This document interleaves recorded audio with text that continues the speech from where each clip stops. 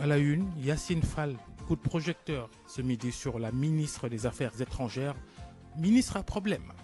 Les casiers judiciaires d'Ousmane Sonko et de Barthélémy Diaz en question, les deux têtes de liste aux législatives, sous le coup de condamnation par la justice, ils sont bien éligibles, nous dit un juriste. Explication dans un instant.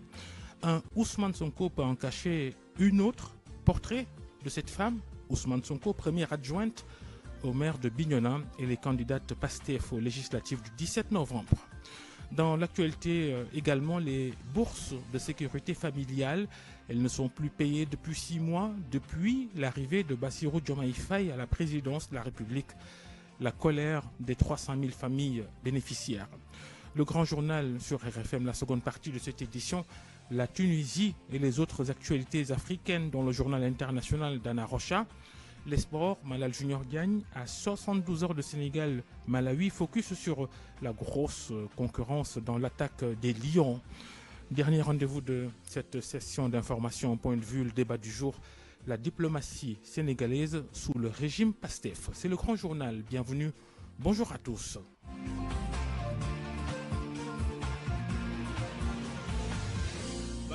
Ces prises de parole sont chahutées sur Internet, ces communiqués sont problématiques. Moscou, encore récemment à Paris, Yacine Fall, sous les feux de l'actualité et pas forcément de la meilleure des manières, son parti pris en faveur de la militante de PASTEF qui a apostrophé l'ancien président Macky Sall dans un avion en partance de Casablanca pour Paris en est la dernière illustration. Question aujourd'hui, le boubou de chef de la diplomatie sénégalaise est-il trop grand pour la ministre des Affaires étrangères? C'est le dossier de ce grand journal, Mohamed Ali Mouba. Dans cette affaire, tout indique que Yacine Fall a pris fait et cause pour la militante du PASTEF. Pour le journaliste Ibrahim Bahoum, il n'y a pas de doute là-dessus. L'image de la République, on doit la préserver en tous les cas, surtout quand il s'agit de cas particuliers et que cela se passe à l'étranger, même si cela se passe au Sénégal. Dans un aéroport, l'aéroport est un espace international où il y a tout le monde, même entre personnes qui n'ont rien à voir avec la politique, qui ne se connaissent pas, enfin, qui se connaissent peut-être parce qu'il y a un truc, mais disons, il y a des choses qui ne se règlent pas comme ça en public, quel que soit le public. Mais c'est encore pire quand il s'agit d'un aéroport qui est un espace international. On s'expose là-bas, c'est un premier problème. Le deuxième, c'est que on est en train d'invectiver un ancien président de la République qui est quand même toujours une sorte d'image pour le Sénégal. L'État du Sénégal devrait réagir d'une autre manière. Dans le communiqué, Yacine Fall promet une assistance juridique à la militante de PASTEF, alors même que c'est elle qui a provoqué l'incident. En se comportant ainsi, la ministre des Affaires étrangères foule aux pieds toutes les règles attachées à la République. Hassan Sam, journaliste, analyste politique.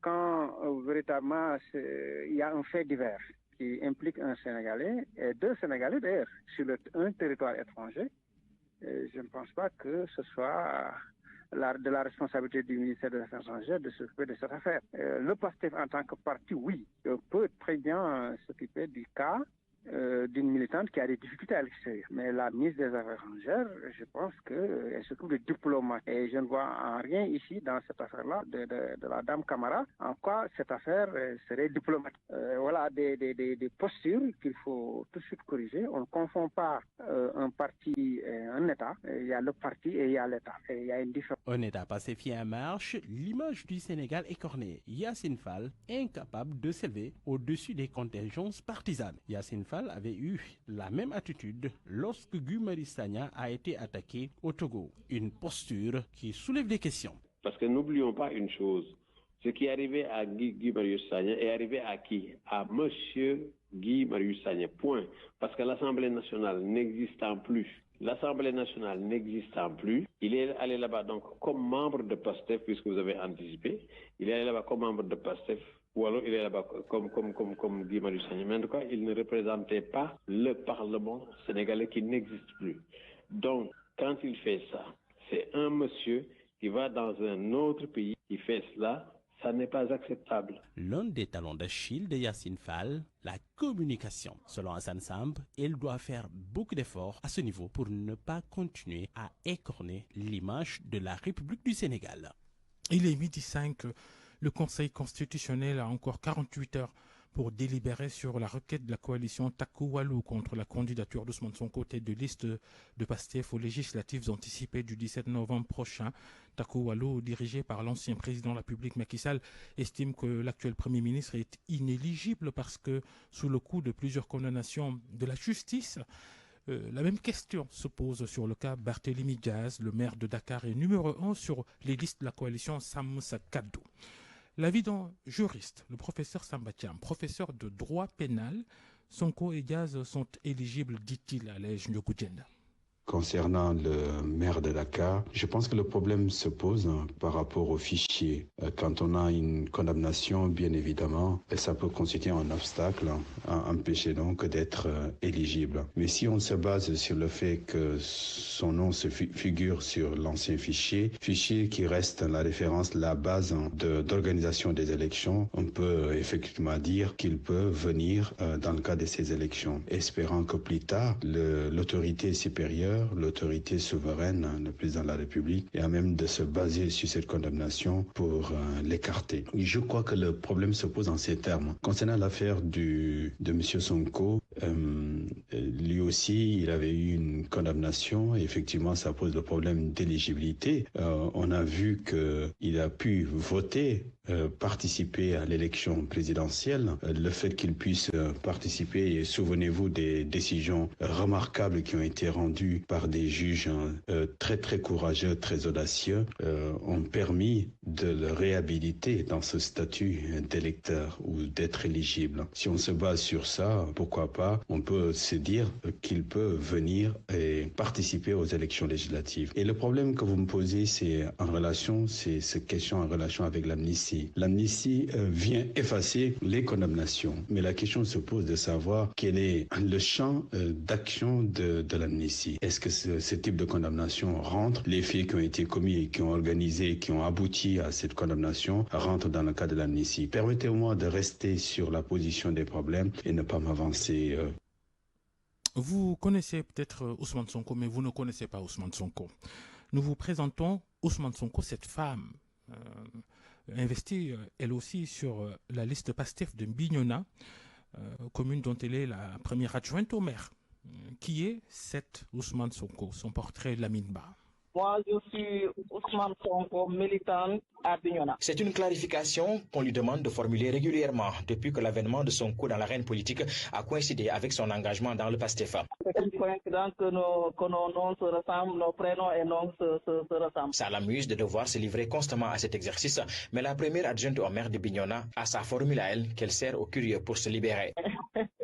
C'est une autre Ousmane Sonko féminin. Ousmane Sonko féminin. Les confusions d'identité sont régulières, même au sein du PASTEF, nous explique-t-elle. Même dans le PASTEF, les militants de PASTEF, quand les gens me demandent mon prénom et non, quand je dis que c'est Ousmane Sonko, ils me répondent que moi aussi c'est Ousmane Sonko. Malheureusement, moi c'est mon propre nom. C'est mon prénom. C'est pas parce que c'est mon leader que je me suis surnommé Ousmane. Ousmane Sonko à l'état civil, c'est avant son engagement sur le terrain politique, nous explique-t-elle. Mais elle est tout de même fière d'avoir le même prénom que son leader politique. Sur mes papiers, c'est Ousmane Sonko qui est c'est un plaisir. C'est un plaisir, je ne peux pas le refuser. Tout le monde voudrait être peut-être un Ousmane Sonko. Moi, de naissance, je suis déjà Ousmane Sonko. Et ça m'a causé pas mal de problèmes dans ma carrière scolaire et professionnelle. Mais quand même, c'est pas mauvais en soi. Celle qui a été investie pour le compte de Pastef dans le département de Bignona explique la raison pour laquelle elle porte un prénom masculin. Tout simplement parce que ma maman n'avait que des filles et que quand elle a des garçons au bout de 2 ans ou 9 mois, ils meurent. On m'a donné le prénom d'un garçon pour avoir un garçon. Et effectivement, celui qui m'a précédé, c'est un garçon. À la question de savoir si Ousmane Sonko, adjointe au maire de Bignona, est connu du leader de Pastef, elle répond par l'affirmative. Mieux. Ça lui plaisait. Il était fier de moi parce que voilà. Lamine Ba, Ziguinchor, Radio Futur Média. Merci beaucoup, Lamine Ba. Sur ces listes de candidatures, on voit ménagères, retraités, commerçants. Notre focus sur la fréquence de ces profils sur les différentes listes dont le contenu a été rendu public hier par la Direction générale des élections. Un sujet de Koumba Sandiane Faye. Commerçants, ménagères ou encore retraités, ça revient souvent sur les listes qu'on profile des investis qui souhaitent représenter la nation. À l'hémicycle, peut-on s'attendre pour la 15e législature à une assemblée de qualité avec un niveau de débat élevé? Selon Chérif Théodore Monté, ancien parlementaire, il n'y a pas vraiment de profil de député. Seul l'engagement compte. Rien à voir avec le diplôme. Lui, il a siégé lors de la 13e législature. L'Assemblée nationale est à l'image de notre pays. Vous y trouverez des gens disciplinés, des gens indisciplinés, des gens violents, des gens non violents. Si au choix des personnes, on a des roturiers, mais ils viendront avec leur caractère de roturier. Si on a des gens qui sont respectueux, ils viendront avec leur caractère respectueux. Maintenant, dans une société ou dans n'importe quelle organisation, pour faire de telle sorte que les gens laissent leur caractère à la porte, il faut mettre des règles. Le politologue sociologue a aussi sa lecture dans ce débat. L'histoire a démontré que les diplômés réputés être de grands intellectuels n'ont toujours pas répondu aux attentes de la société qu'ils sont censés représenter à l'hémicycle. Abdoukhadr Sanoko. Et pendant un bon bout de temps et un bon moment, nous avons vu à l'Assemblée nationale des gens qui étaient censés pouvoir tenir des débats de haute facture par rapport à des dossiers techniques. Mais on a eu comme l'impression que plus tard, il y a eu la prééminence de la politique sur l'indépendance des profils. Mais moi, j'ai toujours l'habitude de dire que le pouvoir appartient au peuple. Les profils qu'on a vu un peu exister sur les listes pendant un bon bout de temps étaient des profils laissés en rade. Et pourtant, c'est eux qui vivent visiblement les véritables réalités des difficultés de la société. De prime abord, d'ajouter qu'on peut s'inquiéter certes sur la qualité des débats, mais à reconnaître que tous ces profils font partie entièrement de la société. Et pour ce qui est de la maîtrise des textes, c'est là où doivent intervenir les assistants parlementaires. Pour les guider, ils auront besoin de leurs services. Et presque toutes les coalitions font face à de grosses vagues de protestations, des frustrations de la part de ceux qui ne sont pas investis ou de ceux qui sont investis mais qui pensent qu'ils sont à la mauvaise position. Nafissatou Tossila. C'est la conjugaison de plusieurs facteurs qui expliquent les frustrations, le découragement, l'abandon, la démission, le ralliement à d'autres coalitions. Tout un ensemble qui explique ces différentes défections dans les partis politiques, principalement ceux de l'opposition, notamment les grandes coalitions. Mamadoussi Albert, analyste politique, soutient que ces remous sont la résultante de la précipitation des chefs de parti pour certains cas. Ces coalitions ont été constituées. Les chefs de parti n'ont pas suffisamment tenu compte de leurs militants de base et de leurs responsables. On a mis en avant dans la précipitation des coalitions et les chefs de parti se sont retrouvés devant un cas pratique. Chaque chef de parti qui accepte d'aller en coalition, accepte de renoncer, mettre l'accent, la priorité sur ses responsables. Des militants ont choisi de bouder dans bien des situations où l'alliance paraît contre nature. Certains n'ont pas compris la nature des alliances. Ils ne sont pas d'accord avec la nature des alliances. Certains rallient l'ancien pouvoir. Les militants qui ont lutté 12 ans contre l'ancien pouvoir n'ont pas digéré cette option-là. Vous avez aussi ceux qui ont lutté pendant longtemps, qui ont été maires, qui ont été députés, qui ont été des responsables nationaux. S'ils ne sont pas sur les listes nationales, ils sentent qu'ils ont été floués. Pour Hassan Sek, analyste politique aussi, ces défections sont naturelles dans une certaine mesure, mais ne sont pas guidées par l'idéologie politique. Il faut juste évoquer le fait que chacun est mu par ses intérêts individuels, bassement matériels parfois, pour justifier son engagement d'un côté ou de l'autre côté. Évidemment, cela crée non seulement un morcellement de l'espace, mais cela crée aussi des vagues de fractionnisme. Actuellement, ce qui est en train de se passer sous nos yeux, ce sont des gens qui courent derrière des intérêts et que c'est ça qui justifie leur départ de gauche à droite. Selon Hassan Sek, il faut aussi un renouvellement politique. Ces ténors qui continuent encore de se vouloir s'agripper à leurs intérêts, mais je pense qu'ils risquent de vivre quand même, à mon avis, une certaine humiliation politique lors des prochaines élections, parce que tout simplement, ils ne seront pas connus, par exemple, de l'électorat. Parce que le problème, ce n'est pas d'être quelqu'un qui a vécu avec Senghor ou Abdou Diouf ou Abdoulaye Wade, etc., pour venir dire que, mais oui, etc., je vais devoir m'imposer aussi avec cette génération-là. Non, je pense qu'il y a un renouvellement générationnel. Et remous qui certainement n'auront pas d'incidence sur l'échiquier politique, car les dés sont déjà lancés selon nos analystes. RFM, la radio de toute l'actualité. Il est midi 15, le grand journal sur RFM. Cette information qui vient de parvenir. Le corps sans vie d'un homme d'une soixantaine d'années repêché des eaux du fleuve Sénégal à hauteur du village de Dondou à Matam. L'homme était parti pêcher quand sa petite embarcation a été renversée par un courant d'eau. Le corps sans vie de la victime acheminé à la morgue de l'hôpital de Ourossogui par les pompiers. À Matam, nous y restons, la région en proie à de graves inondations ces derniers jours. Le programme national d'autosuffisance en riz en prend un sacré coup dans le Dandemayo. À la date du 5 octobre, près de 1000 hectares de rizières sont envahis par les eaux.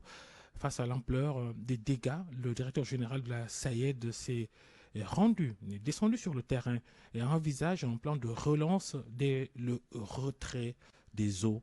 Une correspondance d'Ali Bandel Nyanga. Malgré les efforts consentis cette année par le ministère de l'Agriculture pour un bon déroulement de la campagne agricole de l'hivernage, les riziculteurs de Matam sont gagnés aujourd'hui par la hantise.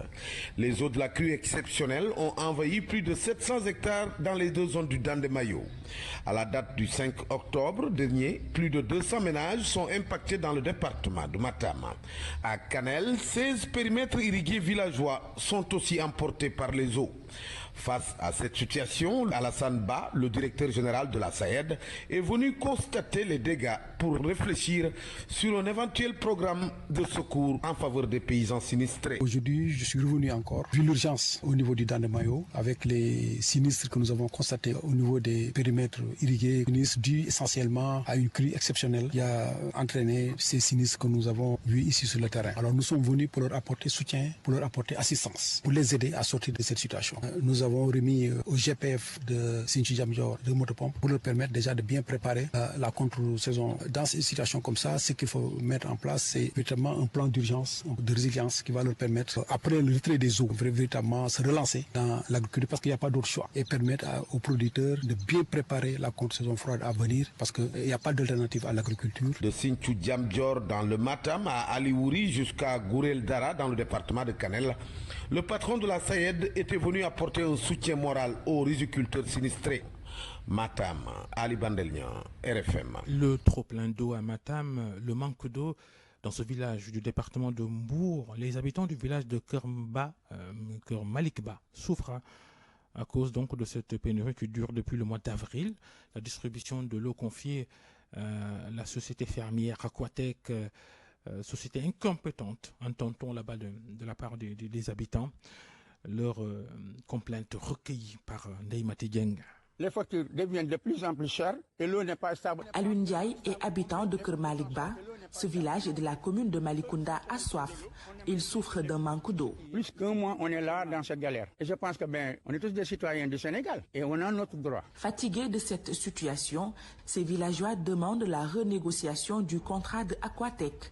Mais pour le moment, ils ont décidé de ne plus payer les factures d'eau. Là, on ne peut pas comprendre pourquoi payer cette eau. À chaque instant, et l'eau n'est pas vraiment stable. On paye, les factures sont chères et l'eau n'est pas stable. Comment on peut expliquer ça? Eux qui sont techniciens de l'eau, on aimerait bien qu'ils l'expliquent. Là, ce qui se passe au niveau d'Aquatec et de la commune, c'est de la pure corruption. Si rien n'est fait, une marche de protestation n'est pas exclue, ajoute-t-il. C'est d'aller vers eux, faire une marche au niveau de la mairie. Il a été déjà interprété. On n'a jamais eu de réponse favorable. Et pour voir le maire, ce qui est plus étonnant, c'est quelque chose de grandiose. On ne peut pas le voir. Ces adjoints, ils sont là, on peut les parler, mais on ne voit pas un résultat. Et si les maires ne répondent pas, il y aurait au niveau de la préfecture. Et là, je pense que avant qu'on soit là-bas au ministère de l'hydraulique, je pense qu'on aurait un résultat. Sinon, je pense que ce sera vraiment chaud, parce que là, on ne va pas laisser l'Aquatec venir nous contrôler ou payer notre argent à Aquatec. C'est impossible. Le manque d'eau n'est pas la seule difficulté que vivent ces habitants de Keur Malikba dans la commune de Malicounda.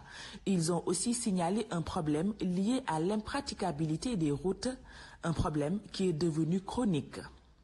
Ndeymati Dieng, Keur Malikba, Radio Futur Média. Et puis c'est un titre de ce grand journal. Elles sont 300 000 familles bénéficiaires du programme des bourses de sécurité familiale, mais des bourses qui ne sont plus payées depuis 6 mois, depuis l'arrivée de Pastef au pouvoir.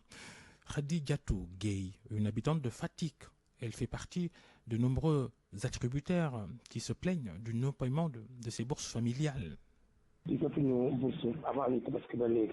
Nous n'avons pas nos bourses de sécurité familiale depuis la Tabaski. C'est une situation difficile que nous vivons parce que ces bourses nous permettaient d'entretenir nos familles, comme acheter des fournitures scolaires ou de payer leurs frais d'inscription. Mais ce n'est pas une première. Il y a une année où nous sommes restés 7 mois. 7 mois, imaginez les familles qui dépendent de ça. Heureusement, pour nous, nous menons des activités génératrices de revenus. En tout cas, c'est dur pour nous. Et le comble est que nous n'avons aucune explication sur cette situation. Même au bureau de la Poste, les agents nous disent simplement que les bourses ne sont pas disponibles et qu'ils ne peuvent rien faire. C'est vraiment déplorable. Mais Dieu est grand.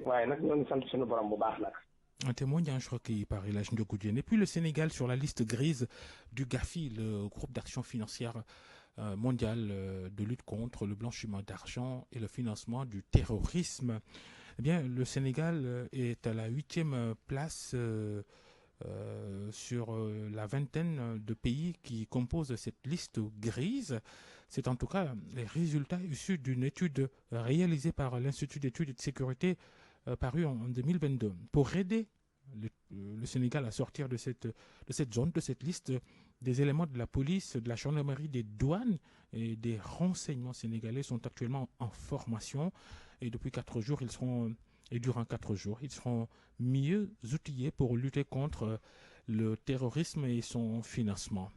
Le top départ a été donné ce matin par le directeur général de la police, l'inspecteur Mam Seydou Ndour. C'est rare, le voici au micro de Fama John. Cette activité est d'une importance capitale, car le terrorisme est un fléau contre lequel aucun État n'est à l'abri. Dans un monde de plus en plus globalisé et interconnecté, où les terroristes évoluent en réseau, la lutte devient encore beaucoup plus difficile. Ceci est d'autant plus inquiétant que ce phénomène gagne du terrain dans notre région ouest africaine. D'abord le Nigeria, puis le Sahel qui se trouve tout juste à nos portes. Aucun pays n'est épargné.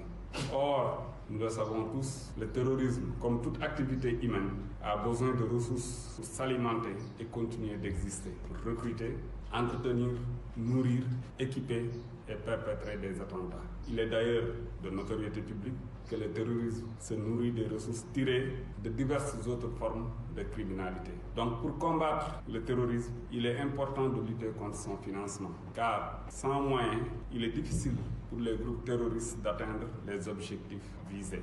D'où en tout cas l'importance de cet atelier sur la lutte contre le financement du terrorisme, dont l'objectif demeure de renforcer la police, la gendarmerie, les douanes et les services de renseignement dans le domaine de la lutte contre le financement du terrorisme.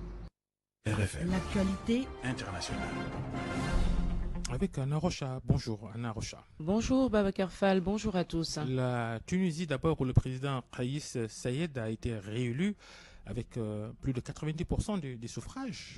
L'instance en charge d'organiser la présidentielle a annoncé hier lundi la victoire du président sortant avec une écrasante majorité. Pour le professeur Babacar Samb, enseignant au département d'arabe à l'université Cheikh Anta Diop de Dakar, ces résultats ne représentent pas la réalité, surtout avec un taux de participation de moins de 29%, le plus fort taux d'abstention à une présidentielle en Tunisie depuis 2011. L'ancien ambassadeur du Sénégal en Égypte n'écarte pas le risque de contestation. On l'écoute. On sait très bien que c'est un score fleuve, c'est un score qui ne traduit pas la réalité.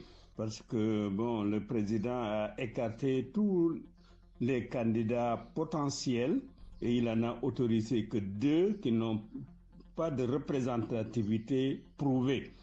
Donc, on pense que véritablement c'est une attitude totalitaire qui a été dénoncée par les partis politiques et par les ONG qui ont appelé au boycott. Et les jeunes même qu'il avait élus en 2019, ils ont faiblement participé, moins de 50% des jeunes ont voté dans la tranche d'âge entre 18 et 35 ans. Ce qui veut dire qu'un pays où le printemps arabe est né, qui devait être champion de la démocratie et de la transparence dans des élections, je crois qu'il avait véritablement déçu tout le monde et on pense qu'effectivement ces élections ne sont pas légitimes et qu'il risque d'y avoir des soulèvements, de contestations, d'autant plus que le pays est en phase de crise économique très aiguë et surtout également de crise d'immigration. Beaucoup de jeunes, comme au Sénégal, essayent d'aller donc ailleurs, surtout en Italie. À l'instant, le professeur Babacar Samb, enseignant au département d'arabe à l'UCAD et ancien ambassadeur du Sénégal en Égypte. L'Afrique du Nord, toujours le Maroc, la rue se mobilise pour Gaza. Après une importante manifestation dimanche en soutien aux Palestiniens à Rabat, c'est le mouvement des étudiants qui a pris le relais hier, une première depuis la normalisation en 2020 des relations entre Rabat et Tel Aviv. À Ouambaye. Plusieurs milliers de personnes se sont réunies dans une quarantaine d'universités et d'écoles supérieures à Rabat, selon un leader du mouvement des étudiants. Il dénonce le rapprochement entre le Maroc et Israël qui date de 2020 dans un contexte de commémoration de l'attaque du Hamas du 7 octobre 2023 qui a déclenché l'offensive israélienne à Gaza. Sauf qu'une bonne partie des Marocains est en désaccord avec ce réchauffement des relations entre Rabat et Tel Aviv. Selon un sondage réalisé entre décembre 2023 et janvier 2024 par le réseau de recherche Anabarometer, seuls 13% des Marocains interrogés se disent favorables au rapprochement entre les deux pays. Les jeunes, les activistes, des intellectuels, des partis politiques et des syndicats sont contre cette décision du roi. Des personnalités aussi comme le footballeur Hakim Ziyech élèvent maintenant la voix. Honte à mon gouvernement qui soutient le génocide à Gaza, a-t-il écrit sur son compte Instagram en septembre dernier. En Côte d'Ivoire, une semaine après l'arrestation du secrétaire général de la Fédération estudiantine et scolaire, la FESI, et 5 autres membres de cette puissante organisation syndicale, le procureur a annoncé l'ouverture d'une information judiciaire, une procédure qui fait suite à la mort d'un étudiant sur le campus de l'université d'Abidjan.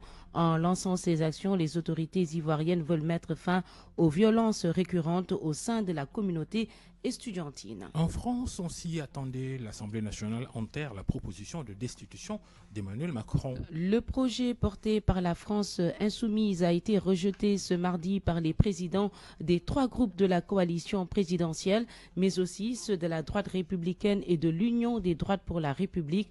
En rejetant donc cette proposition de résolution, la conférence des présidents met fin à la procédure. Le texte d'ailleurs avait été largement rejeté en commission des lois il y a déjà 6 jours. Anna Rocha, le journal international. Parole aux auditeurs. L'actualité, qu'en pensez-vous? Moi, je pense que vous devrez. Réagissez dans nos éditions d'information sur l'actualité. Bonjour. Du lundi au vendredi, vous avez la parole sur RFM. Le débat du jour, il va porter sur la diplomatie sénégalaise sous PASTEF, les prises de position de la ministre des Affaires étrangères, mais également la politique étrangère du Sénégal avec Bassirou Diomaye Faye.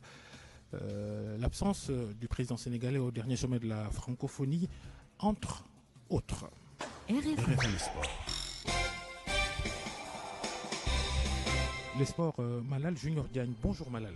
Bonjour Babacar. L'équipe nationale de football du Sénégal à 3 jours de sa rencontre avec le Malawi à Dakar à Diamniadio. Focus dans votre journal des sports sur l'énorme concurrence entre attaquants des Lions. Ils sont de bons joueurs, de bons canonniers en club, mais qui peinent à performer en équipe nationale. Boulaye Dia, Nicolas Jackson ou encore Habib Diallo. Comment donc tirer un meilleur profit de ces attaquants pour faire gagner le Sénégal? Sodetiam a étudié la question dans ce midi.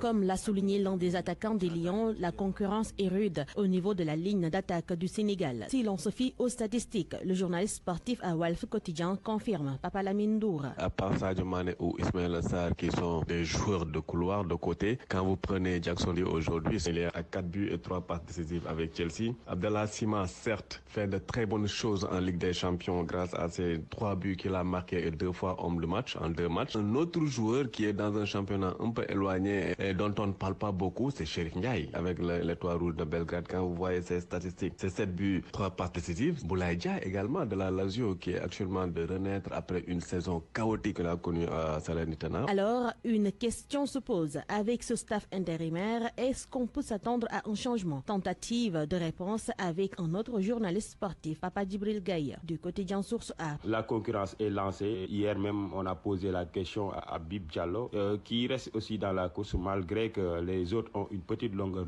d'avance par rapport aux performances réalisées en club. Il reste à voir si Pape Thiaw va être fidèle à Aliou Cissé, c'est-à-dire continuer avec Nicolas Jackson, ou bien changer et faire revenir Boulaye Dia. Pour Papa Lamindour, Pape Thiaw peut tirer profit des performances actuelles de certains de ses attaquants. Quand vous voyez les attaquants qui sont sur la liste, c'est vraiment du matos dont dispose Pape Thiaw. Reste maintenant à bien tirer profit de leur bon début de saison, l'un dans l'autre. Voilà, ils ne peut-être perdraient pas au change parce que quand on regarde les statistiques de ces avançants, c'est vraiment du lourd. Une guerre des talents sur la ligne offensive de la tanière qui pourrait servir les intérêts de l'équipe et ravir le public qui ne demande qu'à célébrer les réalisations de nos artificiers. Sénégal-Malawi, 19h vendredi soir, à Diamniadio, stade Abdoulaye Wade. On enchaîne Malal avec la lutte avec frappe. Modulo, le roc des parcelles de Séni, qui veut réaliser un carton plein en croisant les jeunes. Et bien pourquoi il préfère rencontrer les jeunes? Parce que c'est des combats qu'il n'a jamais disputés et c'est de nouveaux défis pour le roi des arènes. Après Boignan et Ama Baldé, il va donc défier Siteu le 24 novembre prochain. Comment expliquer ce choix et qu'est-ce qu'il peut gagner en affrontant ces jeunes et en réussissant à les battre? Aboundour a répondu à cette question. Il est journaliste spécialiste de lutte. Il est à Alborar TV. Dans une carrière, un lutteur doit d'abord affronter ses devanciers, affronter ensuite les lutteurs de sa génération et enfin ses jeunes frères. Après avoir battu Eumeu Sène le 28 juillet 2019 et remporté par la même occasion la couronne de roi des arènes, Modou Lô s'est frotté à deux des jeunes les plus durs à cuire de l'arène. Je vous nomme Ama Baldé et Boignan. Et à chaque fois, Modou Lô a montré une présence physique et tactique exceptionnel. Donc l'on a senti Modou Lô assez faible physiquement à ces jeunes. Le 24 novembre 2024, il devra se mesurer à un troisième jeune, Siteu en l'occurrence. Donc la question qu'on se pose est de savoir si Modou Lô est capable de réussir la même performance que contre Ama Baldé et Boignan. En tout cas, s'il abattre un troisième jeune pour confirmer jamais de 103, Modou aura prouvé à tout le monde qu'il est encore là, qu'il a encore de beaux jours devant lui, qu'il n'a absolument rien à envier à ses lutteurs beaucoup plus jeunes que lui. Donc ça voudra dire quand même qu'il a une certaine carrière à remplir, qu'il a une certaine hygiène de vie et qu'il a encore de la force physique pour ne pas croiser encore d'autres jeunes. Voilà Babacar, après s'être dit deux fois bonjour, là c'est le moment de se dire au revoir. On vous attend pour 13h15, 13h20, le journal des sports en Wolof. Malal Junior Diagne, merci. Depuis le 1er octobre 2024, seuls les stickers Rapido sont désormais disponibles dans les espaces clients Rapido de Cambérène, Thiaroye et Toublo. Fiable et gratuit, il vous permet de passer plus vite en voie automatique. Optez dès maintenant pour les stickers Rapido et bénéficiez d'une expérience client en tout confort et rapide à chaque passage dans nos voies automatiques. Le stickers Rapido, la solution pour gagner du temps. Stickers Rapido vous offre votre revue de presse. Une revue de presse préparée par Mohamed Ali Mouba. À la une, tout le monde est sur la ligne de départ. Les candidats aux législatives du 17 novembre. Bonjour. À la une, la DGE a fini de rendre sa copie pour les législatives. Les forces en présence connues, en tout cas, 41 listes sont en compétition avant de s'intéresser aux figures de proue des différents états-majors. Commençons par ce recours en annulation déposé contre la candidature d'Ousmane Sonko. Recours, vous le savez, introduit par Taku Wallu Sénégal. Vox Populi résume l'information de la sorte en manchette. Macky Sall et Karim Wade sont en croc en chambre contre Ousmane Sonko. Les deux saisi le Conseil constitutionnel d'un recours contre sa candidature et pour faire éliminer la liste PASTEF. Le journal constate que les têtes de liste posent de nouveau la question de son inéligibilité et remettent sur la table la contumace et sa condamnation dans l'affaire Mame Mbaye Niang. Les requérants dénient à Ousmane Sonko le bénéfice de la loi d'amnistie. En clair, Macky Sall et Karim Wade veulent invalider Ousmane Sonko. Walfatri en conclut que Sonko est en sursis. Les 7 sages vont donc devoir départager les droits, mais d'emblée, le témoin prévient, quoi qu'il en soit, la guerre Sonko-Macky. Amadou Ba, l'observateur qui s'intéresse à la tête de liste Takku Wallu Sénégal, nous dit qu'en s'engageant dans la bataille, Macky fait d'une pierre 3 coups. La guerre contre Amadou Ba, la revanche contre le tandem Diomaye Sonko, la suite de la présumée entente secrète. Bës Bi Le Jour remarque que Macky Sall rouvre les hostilités, mais la candidature de Barthélémy Diaz est elle aussi menacée d'un éventuel recours de PASTEF. Le journal Bës Bi Le Jour pointe quelques batailles qui promettent de faire rage. Dans le Fouta, à Podor, le duel Abdoulaye Daouda Diallo, Cheikh Omar Anne, la revanche locale de Racine Sy, Aïssata Tall Sall. À Matam, la puissance de Farba Ngom à l'épreuve, mais Malick Sall s'est rangé derrière Macky Sall. À Kanel, c'est tous contre les YA. Ce sera opération récupération complexe pour le PASTEF. Même le très officiel journal Le Soleil nous promet du sang dans l'arène. Allié d'hier, adversaire d'aujourd'hui, Macky Sall contre Amadou Ba, analyse le journal. Ousmane Sonko contre Barthélémy pour l'hégémonie nationale. Abass Fall contre Babacar Mbengue pour le contrôle de Dakar. Enquête ne dit pas autre chose. Un scrutin 1000 duels, résume d'ailleurs le journal Source A. Pour le mandat, Sonko se retrouve dans la mayonnaise libérale. Tribune qui prend fait et cause pour l'opposition nous dit que Sonko risque d'avoir des problèmes. Bës Bi Le Jour remarque que c'est aussi la revanche des forces spéciales et autres commandos de PASTEF, presque tous investis. Amédia, Cheikh Bara Ndiaye, Zahra Boussonko, Mouramana, Kaba Diakité, tous en lice. Pour le journal, c'est la revanche des tolards. Après la publication des listes, remous dans les partis politiques. Le journal LAS vous explique tout. En tous les cas, pour le journal L'Info, nous allons vers une législature très politisée. Et puis sport pour boucler, éliminatoire CAN Maroc 2025, Sénégal, Malawi, ces Lions se sont entraînés au premier galop. Note Le Soleil, le journal écrit que les Lions ont démarré la préparation des 2 matchs contre le Malawi au terrain annexe du stade d'Abdoulaye Wade sous la direction du duo Pape Thiaw Teddy Pellerin. Tous ont effectué une séance légère. Le journal note aussi qu'annoncé forfait puis titulaire dimanche dernier en club, Ismail Jakobs a finalement rejoint la tanière. Kalidou Koulibaly en a profité pour rendre hommage à son ex-coach. Le capitaine des Lions du Sénégal dit qu'Aliou Cissé a apporté la solidité, l'humilité, l'amour de l'équipe nationale. Il a été très touché par le départ d'Aliou de la tête de l'équipe nationale. Le défenseur sénégalais a rendu un vibrant hommage à Cissé qui, selon lui, a écrit l'une des plus belles pages du sport sénégalais. Bonne nuit à tous. Depuis le 1er octobre 2024, seuls les stickers Rapido sont désormais disponibles dans les espaces clients Rapido de Cambérène, Thiaroye et Tougloou. Fiable et gratuit, il vous permet de passer plus vite en voie automatique. Optez dès maintenant pour les stickers Rapido et bénéficiez d'une expérience client en tout confort et rapide à chaque passage dans nos voies automatiques. Le stickers Rapido, la solution pour gagner du temps. Stickers Rapido vous a offert votre revue de presse. Parole aux auditeurs. L'actualité, qu'en pensez-vous? Tout de suite, le débat du jour, point de vue sur la diplomatie sénégalaise sous Bassirou Diomaye Faye. La diplomatie depuis l'arrivée de PASTEF au pouvoir au Sénégal. Position sur le Proche-Orient, absence de Diomaye Faye au dernier sommet de la francophonie le week-end dernier en France. Et les communications de la ministre des Affaires étrangères également. Lamine Sarr est avec nous, spécialiste en relations internationales, enseignant à l'université numérique Cheikh Hamidou Kane, et Abdou Fattah Fall, analyste politique. Bonjour tout le monde. Bonjour Babacar. Lamine Sarr, avec vous d'abord, spécialiste des relations internationales. Que comprenez-vous dans ces attitudes des nouveaux pouvoirs publics sénégalais sur la scène internationale?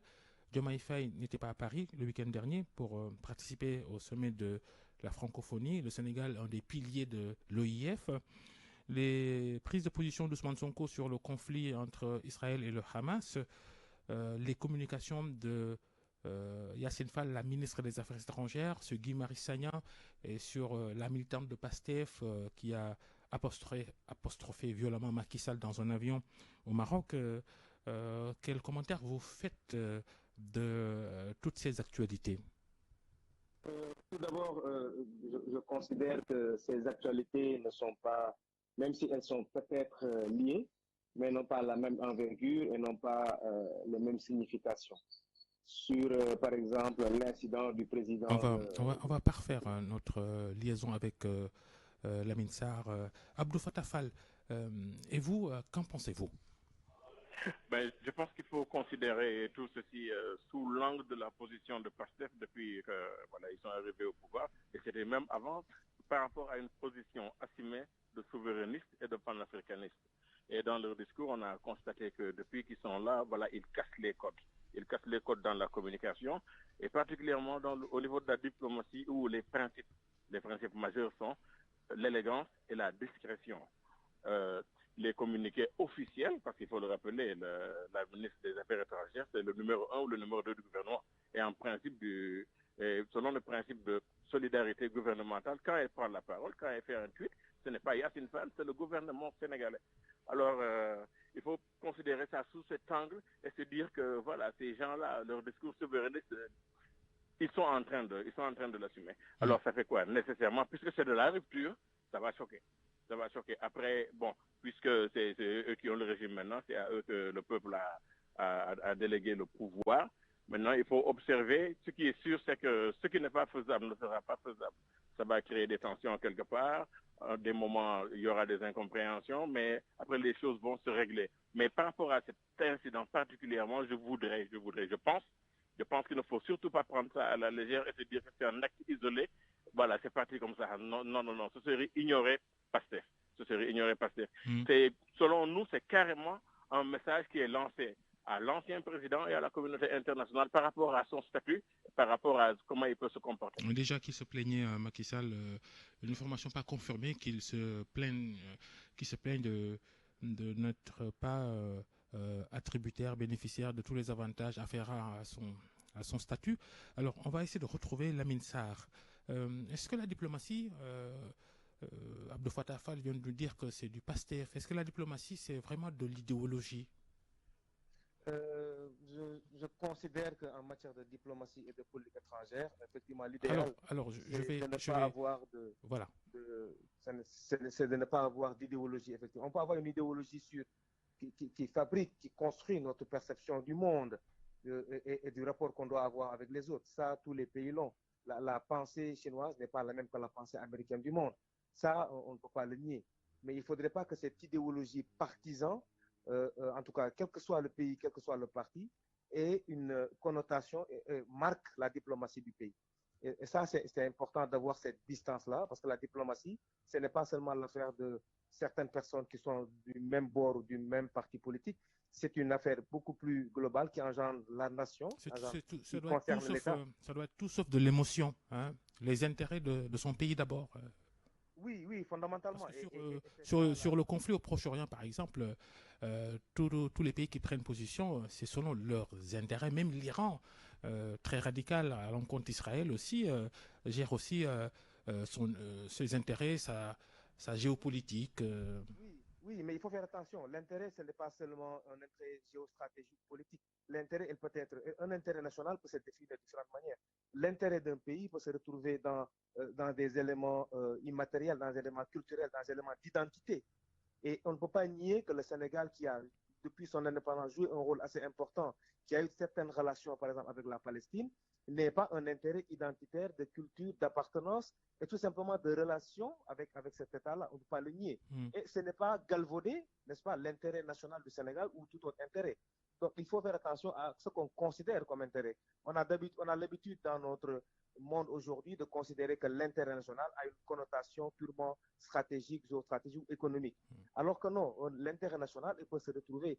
Et c'est en ce sens, moi, personnellement, en tant qu'analyste, je considère que même la position du Sénégal sur ce dossier-là est un peu moindre par rapport à ce que fait, par exemple, l'Afrique du Sud ou d'autres pays africains. Je considère que le Sénégal doit en faire davantage, parce que ce n'est pas seulement une question palestinienne ou autre, c'est une question, à mon avis, tout simplement d'humanité. On est en face d'une crise assez grave et il faut que le Sénégal prenne une position comme il l'a fait, mais de manière plus ancrée, plus claire sur les choses qui doivent être faites, qui doivent être dites par rapport à Bien. ce conflit-là. Merci. Lamine Sarr, on vous retrouve dans ce débat en Wolof tout à l'heure. On termine avec vous, Abdou Fattah Fall, en 30 secondes. La cohérence dans tout cela, Bassirou Diomaye Faye est allé en Chine pour assister au FOCAC. Là, il s'apprête à faire ses valises pour la Turquie, invitation du président Erdogan. Il n'est pas allé en France pour la francophonie. Est-ce que c'est du France dégage? Bon, en tout cas, de manière traditionnelle, on a toujours constaté qu'à chaque fois qu'un président était nouvellement élu au Sénégal, c'était comme un pèlerinage, son premier voyage. Ou alors il est déjà allé 2 fois quand même, hein, mais pas d'autres. Oui, mais là, c'est pas avec la parade dont on se souvient. Oui, quand c'est les autres qui partaient, c'était carrément tout le grand tralala. Mais jusqu'à présent, on va dire que c'est pour des questions assez secondaires, excusez-moi. Mais après, il faut voir aussi que les forces françaises du Cap-Vert se préparent à quitter. C'est quelque chose qui est officiel et qui est en train d'être opéré.